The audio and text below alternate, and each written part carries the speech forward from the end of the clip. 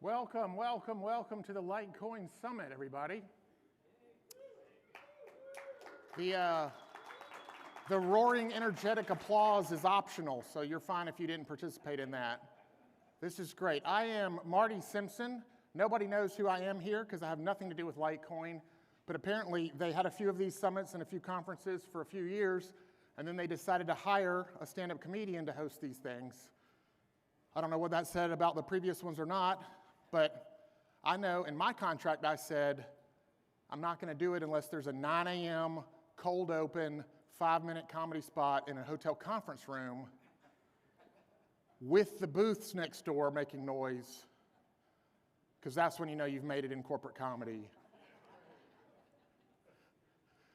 I hosted an event one time on a Thursday morning that was the last day instead of the first day, and I told my manager, I was like, I'm just going to be performing for a bunch of people who got drunk last night. And he was like, no, don't stress about that. Nobody who got drunk the night before is going to show up for the 9 a.m. So, speaking of Robbie, do y'all know Robbie? No.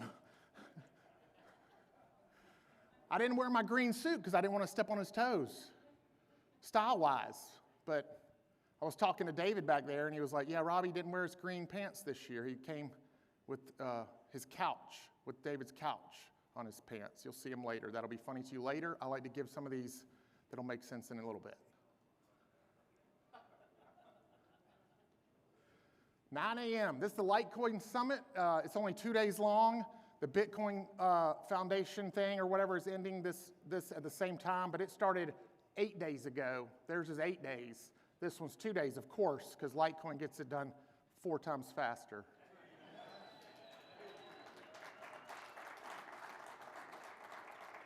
I told my wife that joke, and she stared at me, and I said, trust me, that will be an applause break. So thank you for not disappointing. I know things. That is the thing I know about crypto. That was it. That was the one thing I know. Also, I registered for the Bitcoin thing like a day and a half ago, and it still hasn't come through yet. So I don't know when. 2 for 2? What? This guy knows us. I really don't. I don't. I know that last year when I hosted this thing, they gave me this long list of everybody's intro. It was like literally like an 800-word intro for the speakers, and I had to make fun of that. The whole conference, I was making fun of these long intros. So this year, they decided they enjoyed that, so they gave me the long intros again. So just know, I didn't do that. I didn't plan for that, and I didn't write these intros or do the research or have any effort involved in that whatsoever, because they didn't pay me enough to do any research. They just needed somebody to awkwardly fall on their sword in the first 7 minutes before the founder and creator of this whole thing I get to introduce. Except no, I don't get to introduce him at all. In a few minutes, I'm going to introduce the fact that a video is going to introduce him, because they didn't trust me with that. But he's actually going to be here to speak to you, which also differentiates us from Bitcoin, right? Because apparently that guy's nowhere to be found. Three crypto jokes. I am killing this 9 a.m. crowd. Look, they're coming in. They're like, what is all the thunder of laughter happening in that other room? We got to put these Danishes down. I like how they put the food back here, so you have to walk through the kiosks to get to the food. That's good. I know Coinbase and other sponsors like that, unless Coinbase didn't sponsor this year. I don't know.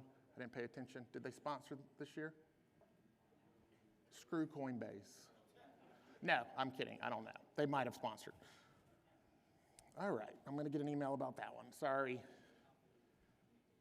This is my timer. Woof. I thought I did like 12 minutes already. I got like a lot of time left. Let's pray. Y'all didn't see that coming, did you? I was talking to Robbie earlier, and I will say this, there was a lot more Nazi talk than I thought there would be. I anticipated 0 Nazi talk. Y'all are like, who is this Robbie guy? Oh, wait, you'll know before it's over. He's actually on the board, so that's what y'all are dealing with. I like to let a little Nazi reference just hang in the air in all of my shows.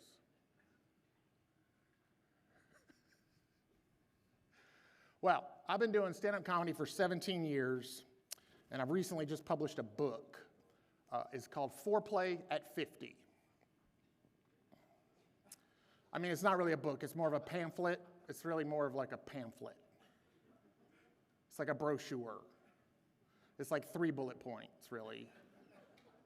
Bullet point number 1, do the dishes. This guy gets it. The dishes, not it. Number 2, you don't have to do the dishes. You just have to be seen doing some dishes. She gets it. Number 3, there is no number 3. There's just 2. That's all the foreplay of 50 that you need. Actually, my whole act kind of now is centering on what life is like after 50, because I turned 53 recently, and on my 50th birthday, I separated my shoulder, tucking in my shirt, so that is something I got going for me now. That's good. But I accumulate these lists of things that I do now in life with my wife that 30 years ago wouldn't have been foreplay. It's just a funny life you live. I've been married 31 years. And a lot of crowds clap for that, but I can tell Litecoin doesn't give a crap about my marriage. That's fine. It's fine. It's 9 a.m. It's 9 a.m. You're still confused. It's not genuine now. It's not genuine now at all. I realize you're still a little bit weirded out by the Nazi reference. It's okay. It's all right. It's fine. I know online I'm probably getting hated on, but 31 years, yeah, to the same woman the whole time. And recently, for our 30th anniversary, we got all dressed up and drove across town to a place we'd never been before, a different grocery store. And man, let me tell you, the 2-for-1s they had there, woo, I have never seen my wife like that.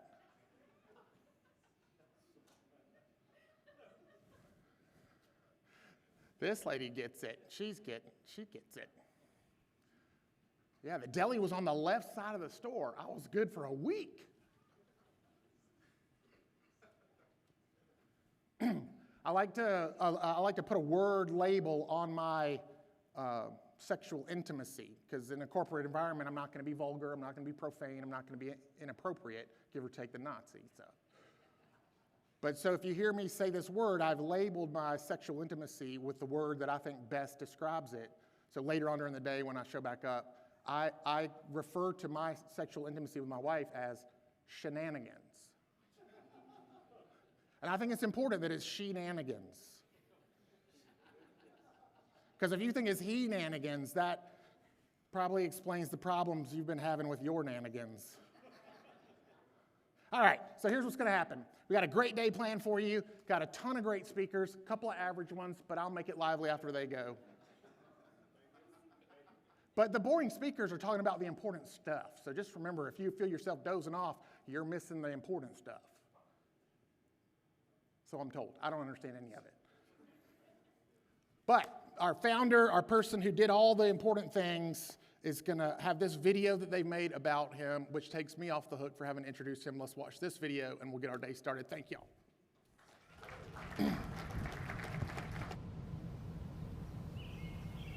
Every era begins with an idea. Fire, electricity, the internet.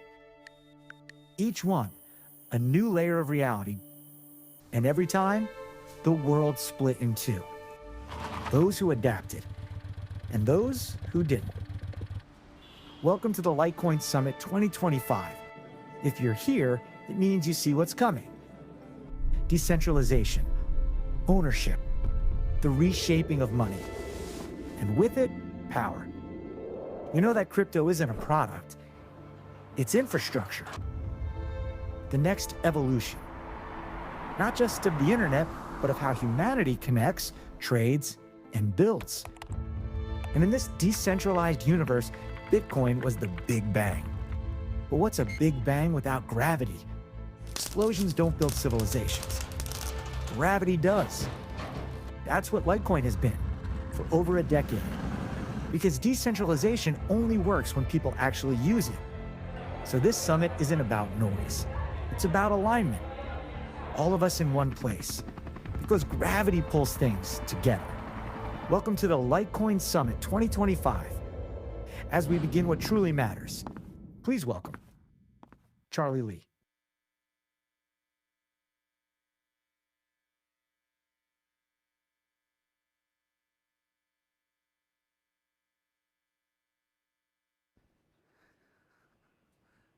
Wow, that video was amazing. Yeah, so welcome to Litecoin Summit 2025, everyone. Who is here, or not here, but who is in Nashville for Litecoin Summit 2024? You guys remember that I did a fireside chat with Peter McCormick? The reason why I did a fireside chat is because I didn't want to write a speech. Because writing a speech is really damn hard. And it's also a little bit nerve-wracking giving a speech as opposed to a fireside chat. So recently I've been doing quite a bit of fireside chats because it's just much easier. But I figured this year I want to do a speech, right? I want to talk to you guys. But over the past 14 years, I've done like hundreds of interviews and basically talked about everything I can think of. It's hard to find something new to talk about. So thought a lot about what to talk about. And I mean, I could go and talk about stats. Like I think a few years ago, my whole speech was about Litecoin stats, how like the hash rate has gone up, like all the graphs and all the stats have been like up and to the right? But I don't really want to bore you with stats. I'll let other people talk about stats. I could also talk about all the exciting things that's happened the past year, right? All the cool things people are building on top of Litecoin, the ETFs. I actually expected that the ETF would have launched already, and I would be coming on stage to talk to you about the ETFs and how awesome it is. Unfortunately, it got delayed. I guess that was kind of expected. But I fully expect it to launch very soon. And we can talk about like the BitPay stats, how we've been #1 on BitPay, people using Litecoin as payments for all of 2024 and all the way until now. So like that's like almost 16, 17 months. That's pretty amazing. But I don't want to talk about that. What I really want to talk about is the basics of Litecoin, the first principles of Litecoin. Like what is Litecoin, right? People invest in cryptocurrencies. It's basically, a lot of people invest in cryptocurrencies. It's all about, maybe they're into like meme coins, right? That's how they got into cryptocurrency, or that they're interested in the number go up technology. Who's here for the number go up technology? And most of you are, but you're kind of just afraid to say it. And that's fine, right? That's perfectly fine. I mean, it's what gets people excited about cryptocurrency, but what actually gets people to stay for cryptocurrency is something much more important, right? We're changing the world, right? And how are we doing that? So what is actually Litecoin, right? So I can tell you what I think is the most important things about Litecoin. And you guys can have different opinions, and you will have different opinions, and that's perfectly fine. But I think the most important thing, one of the most important things about Litecoin is, and this applies to like Bitcoin and a lot of other cryptocurrency, is really like money evolved, right? It's a better form of money. And what is actually money, right? Money is, if you think about it, money was invented to kind of store work, store energy, right? It's kind of a way where, for example, like, used to be where like we can trade things, right? I can mow your lawn and you can mow my lawn, and that's an even trade.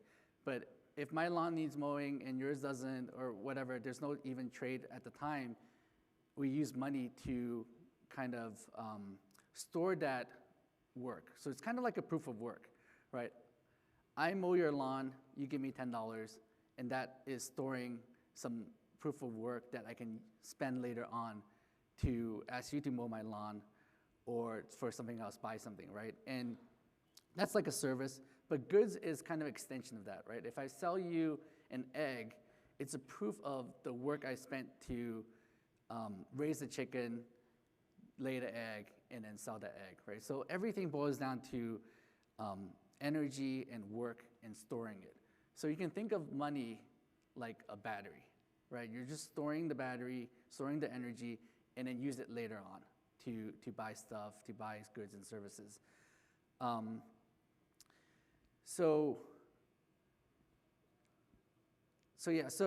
But what makes it good money is that when you store something, it retains that value in the future, right?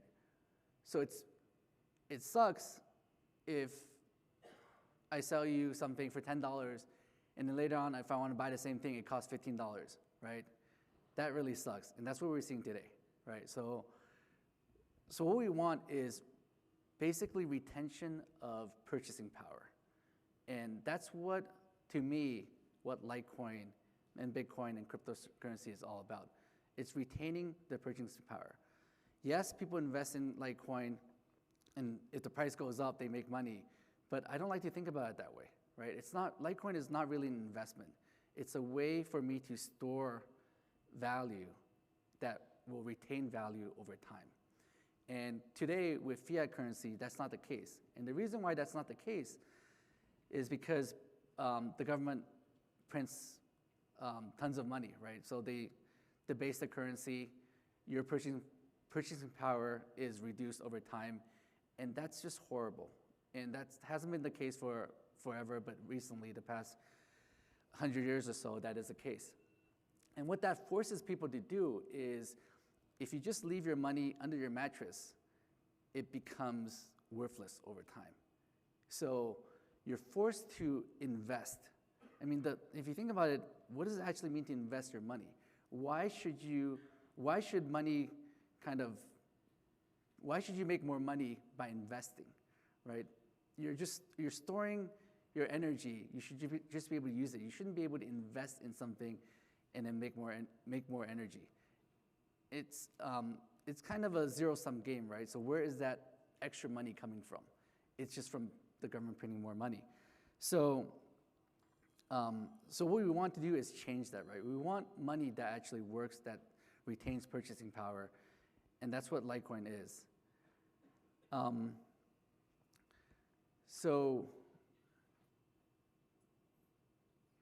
So the other thing that, to me, what Litecoin is about is it's a people's currency. So what does that mean, right? When I first launched Litecoin, I called it silver to Bitcoin's gold, right? It's gold is like, to me, gold is like currency for the kings, right? And silver is currency for the people. So that's kind of like my thought process. It's money that is easy to use, cheap to spend, and everybody is welcome, right? So I want to make sure that Litecoin is people's currency. One thing about it is that the community is very important. I think you guys will all agree. Litecoin has one of the best communities, the most non-toxic community in this space. And I'm super proud of that, right? I think that's something that I wanted to foster just from the start. I want Litecoin to be anyone can use it, and that's how I kind of that's what I live by, right? Like, it's people's currency. So I think that's very important. And it's important for this space to have kind of people who are welcoming others.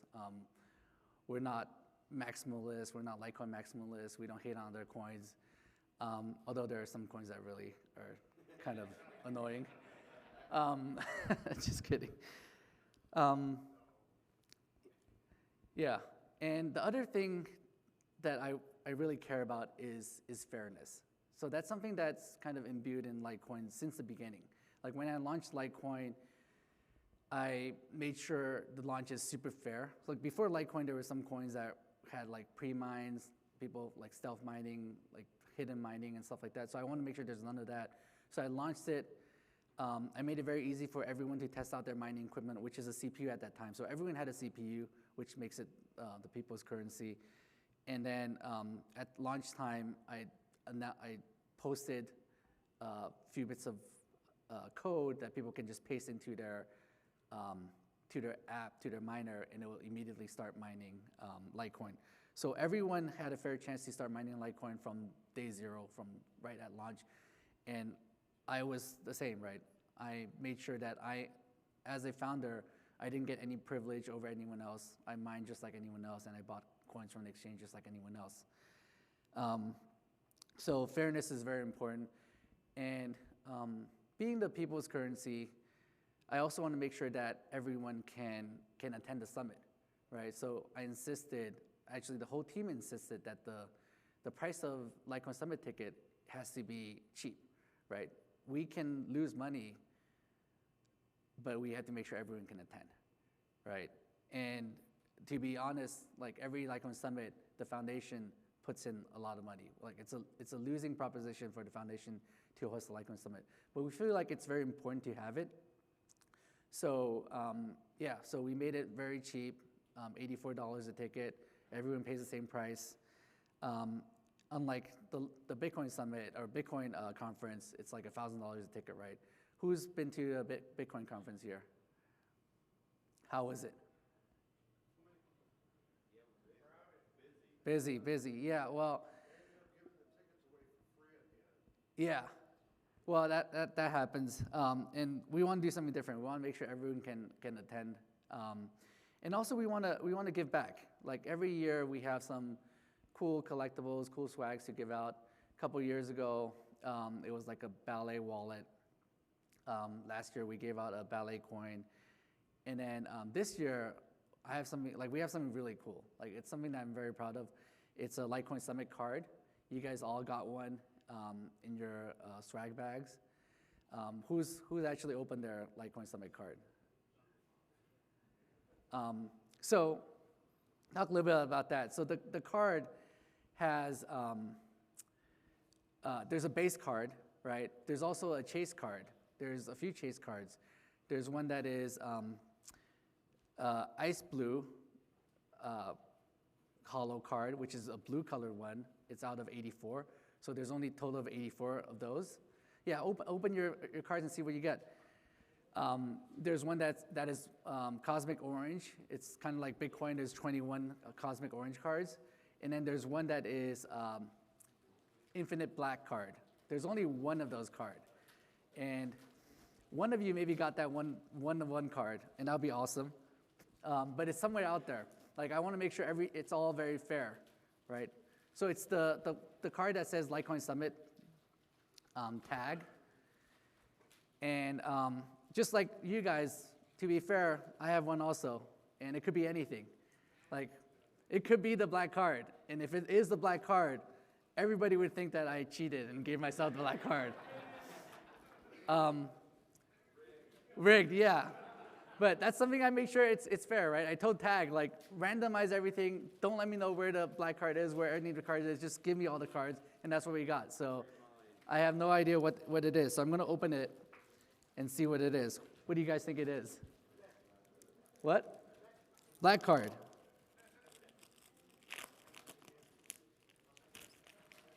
It's a base card. So yeah. The base card is actually the best looking one, I think. No, seriously. I mean, it's the most colorful one. It's a purple colored one. It's the best looking one. And we're also, it's Vegas, right? If you want to gamble, we're selling more of the extra Summit cards at our booth if you want to buy one. And good luck in getting the black card. So anyone got a blue card? Oh, nice. Congratulations. So that's one of 84. Anyone got an orange card? No? Well, that's pretty rare. But anyone got a black card?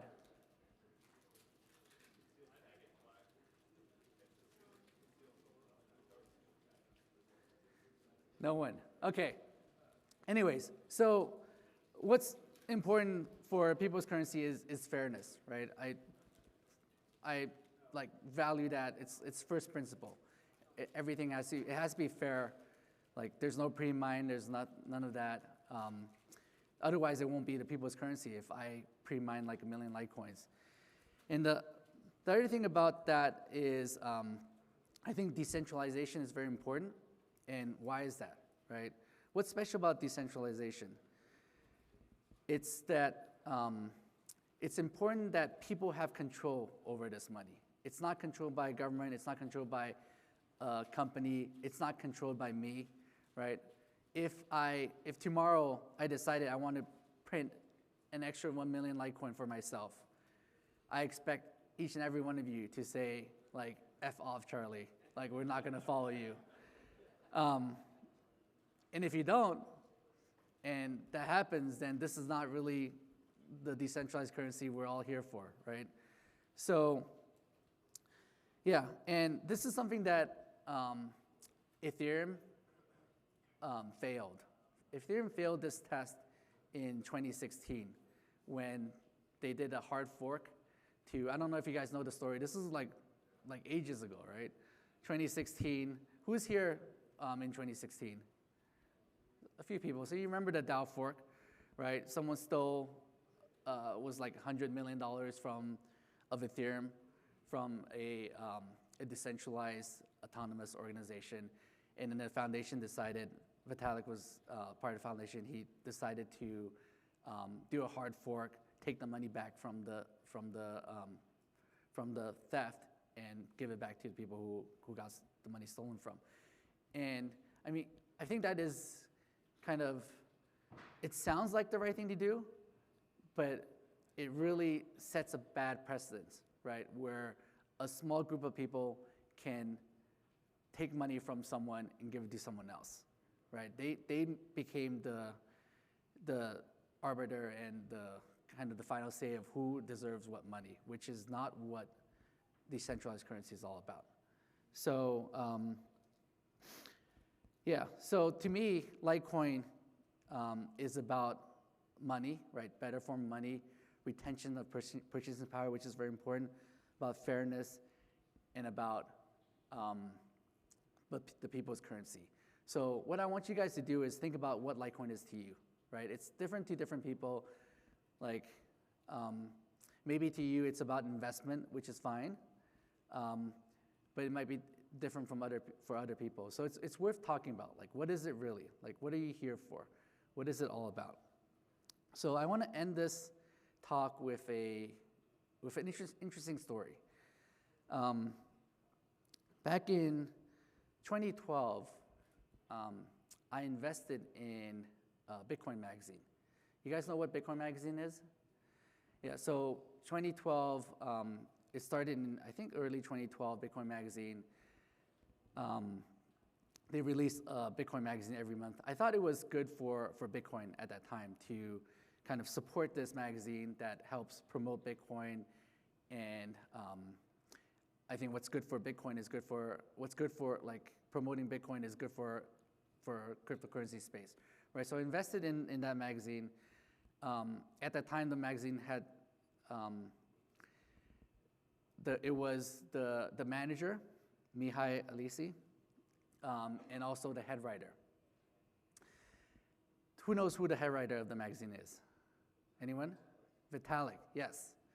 By a young guy named Vitalik Buterin, right? At that time, he was just a technical writer. So he was, I met Vitalik back then when I invested in the magazine. He's a brilliant guy, right? He's very smart, and he's an awesome technical writer. Like the articles in Bitcoin Magazine were really well written. So I invested in the company. I own like 15% of the Bitcoin Magazine. I invested $10,000. It's not a lot of money. Maybe to some of you, it's a lot of money. It might be a lot of money. But at that time, it was quite a bit of money for me. If you think about it, Bitcoin at the end of 2012 was $10. And I invested $10,000 in Bitcoin Magazine instead of Bitcoin. Do the math. So, but it was good, right? It helped Bitcoin adoption and helped the space. So the story I have is in 2014, Bitcoin Magazine was kind of in trouble. I mean, it wasn't doing well. It had a lot of debt, and we were looking for a way out. So someone approached us with an investment, and that person is David Bailey. Do you guys know who David Bailey is? David Bailey is, at that time, he had a magazine called Why Bitcoin, BTC Media, right? Now, he runs that conference next door, right? David Bailey is the CEO of Bitcoin Inc., who holds the Bitcoin conference next door. So David Bailey approached us, offered $50,000 to buy the company. The company had like a lot of debt, more than $50,000 in debt. So all the money would go to servicing that debt, and the investors wouldn't get anything, but it would save the company, right? Bitcoin Magazine would still exist. So the investors were okay with that. All the investors hold 60% of the company. Mihai hold 25%. Vitalik had 15%. So the investors were okay. Like, I was okay. I didn't mind losing my investment. I thought it was important for the Bitcoin Magazine to go on. And obviously, David Bailey took really good care of Bitcoin Magazine and built it into his media empire. But the one thing is, Vitalik and Mihai weren't happy, right? They put a lot of sweat and tears into the magazine, and they kind of wanted to be paid for it, right? Because they didn't want to sell their baby for nothing, right? So, but the other investors were all okay with it. I was on the fence, and I was being pressured to sign the deal. If I sign the deal, 60% approves, it goes through.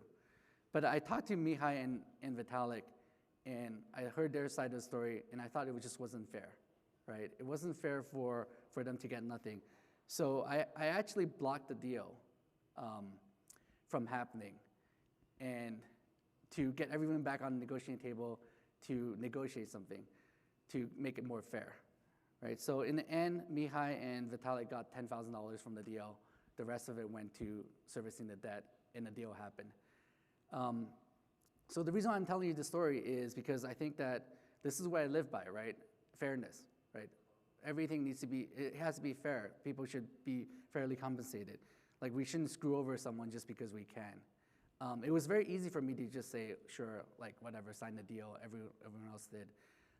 But I stood my ground, and I felt like it was the right thing to do. And so yeah, so a little part of history. Like, this thing happened. David now took Bitcoin Magazine and really built it into a big, like, media empire. And Vitalik I think he got $3,000. Wasn't a lot, but he was a student back then, I think. So $3,000 was probably quite a bit of money for him. And I think he put it into Ethereum. So maybe if the deal didn't happen, Ethereum may not exist, who knows, right? So yeah, just a little interesting story I thought everyone might be interested in hearing. Yeah, that's all I have for today, I think. Thank you.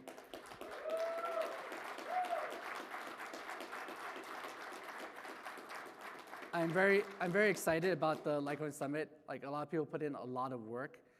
Thank you all to all the volunteers and everyone helping out, to all the sponsors that sponsor the summit. It couldn't happen without all of you guys. And obviously, it couldn't happen without everyone here, all the people supporting Litecoin. Even if you can't make it to the summit, thanks for your support. I think it's very important. And I'm just glad to be part of this journey for everyone. Thank you. Thanks. Good job.